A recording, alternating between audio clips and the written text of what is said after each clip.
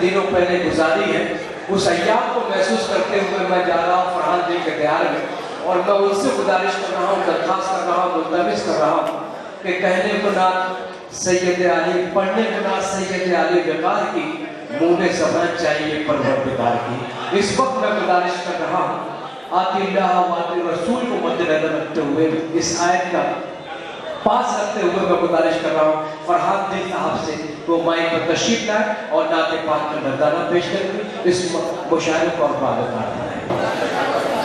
कि चक्कर ना हज कमेटी के काटूं ना कोर्ट के,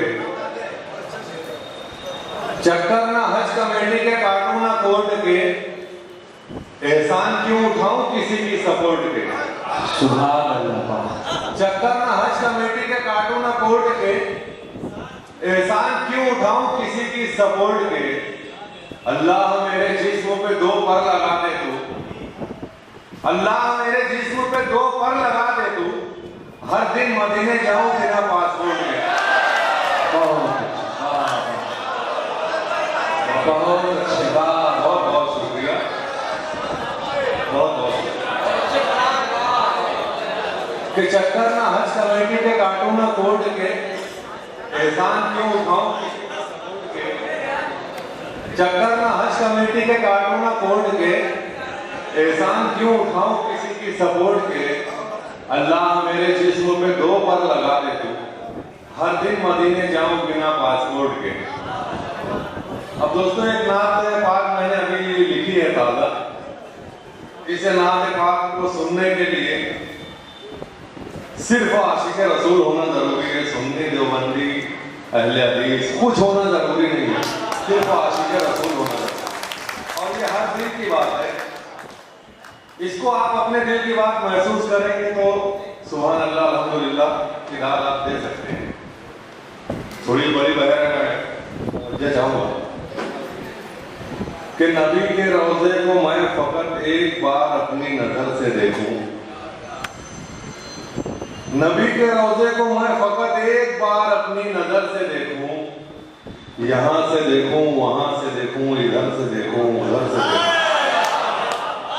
नबी के रोज़े को मैं फकत एक बार अपनी नजर से देखूं, यहाँ से देखूं वहां से देखूं इधर से देखूं उधर से देखूं। जहां भी जाऊं जिधर भी जाऊं बस उनका रोज़ा निगाह में हो, जहां भी जाऊं जिधर भी जाऊं बस उनका रोज़ा निगाह में हो। जहां से चाहूं वहां से देखूं, जिधर से चाहूं उधर से देखूं। जहां भी जाऊं जिधर भी जाऊं बस उनका रोज़ा निगाह में हो। जहां से चाहूं वहां से देखूं, जिधर से चाहूं उधर से देखूं। बस एक दुआ है कि मैं सहूलत से देख लूं आपको वहां पर, बस एक दुआ है कि मैं सहूलत से देख लूं आपको वहां पर, जहां पे हर उम्मती ये सोचे कहां से देखूं किधर से देखूं। सुभान अल्लाह।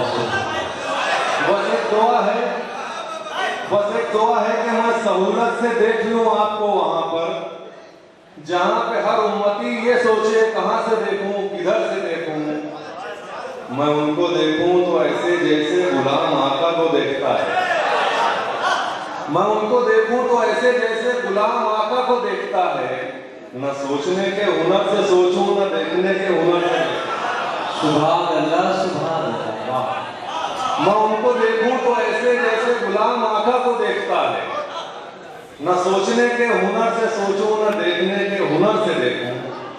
मैं उनके रोज़े का चारों जानिब से सिर्फ दीदार करता जाऊं, मैं उनके रोज़े का चारों जानिब से सिर्फ दीदार करता जाऊं। चलूं मैं इतना कि थक के बैठूं, फिर उठ के सोचूं किधर से देखूं। मैं उनके रोज़े का चारों जानिब से सिर्फ दीदार करता जाऊं, मैं उनके रोज़े का चारों जानिब से सिर्फ दीदार करता जाऊं। चलूं मैं इतना कि थक के बैठूं, फिर उठ के सोचूं किधर से देखूं। मैं जब भी जाऊं दयार तैबा तो उस नगर की हर एक शय को, मैं जब भी जाऊं दयार तैबा,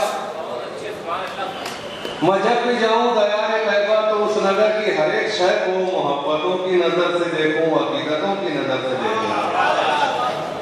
मैं जब भी जाऊं दयार तैबा तो उस नगर की हर एक शय को मोहब्बतों की नजर से देखूं, अकीदतों की नजर से देखूं, मैं उनके रोजे का चारों जानिब से सिर्फ दीदार करता जाऊं।